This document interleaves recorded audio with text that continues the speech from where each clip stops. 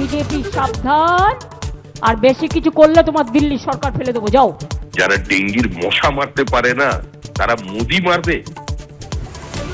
গেরস্তের আশঙ্কায় সত্যি, রান্নার গ্যাসের দাম বাড়লো 60 টাকা করে। কাল গ্যাসের দাম বৃদ্ধি নিয়ে কালো শাড়ি পরে মহিলাদের প্রতিবাদ মিছিল, ঘোষণা মমতার। এপ্রিল মাসের পয়লা যেটা দেওয়ার কথা ছিল, আজ থেকে সেটা ঢুকবে। আর কোনো দিকে কোনো রাস্তা নেই, একমাত্র টাকা ছড়ানো ছাড়া কোনো রকম আশার আলো দেখতে পাচ্ছে না।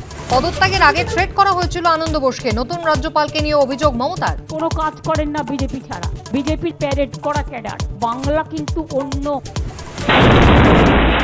সাত সকালে পাইকপাড়ায় পরপর বিস্ফোরণ, উড়ে গেল বন্ধ থাকা ক্লাবঘরের ছাদ, ছিটকে গেল ক্লাবঘরে লোহার গেট, বোমা রাখত দুষ্কৃতীরা, অভিযোগ স্থানীয়দের।